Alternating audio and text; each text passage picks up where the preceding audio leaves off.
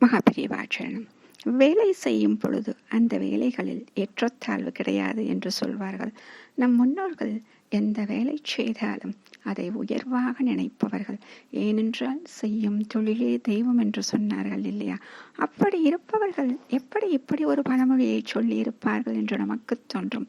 அந்த ஒரு பழமொழிதான் பொக்கத்தவனுக்கு போலீஸ் வேலை, பக்கத்தவனுக்கு வாத்தியார் வேலை அப்படின்னு சொல்லுவாங்க. அப்போ நம்ம இங்கே என்ன பண்ணிட்டோம் அப்படின்னா, என்ன வேலைக்கு போகிறதுன்னு தெரியாமல் நிற்கிறவன் தான் போலீஸ் வேலைக்கு போவான், வேறு வேலைக்கு போக வழி தெரியாதவன் தான் வாத்தியார் வேலைக்கு போவான். அப்படித்தான் இப்போ நம்ம நினச்சி சொல்லிட்டு இருக்கோம்.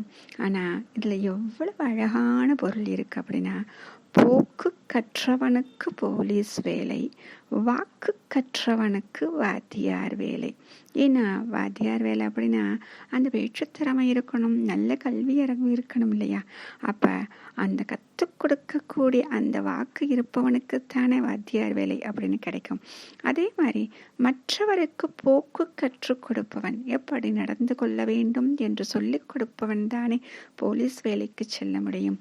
அப்படி இருக்கக்கூடிய இந்த பழமொழியை நாம் எப்படி மாற்றி அதை சரியாக புரிந்து கொள்ளாமல் அதை புண்படுத்துவது போல் நாம் மாற்றிவிட்டோம் என்று நினைத்தால் மனது கொஞ்சம் வலிக்கத்தான் செய்கிறது.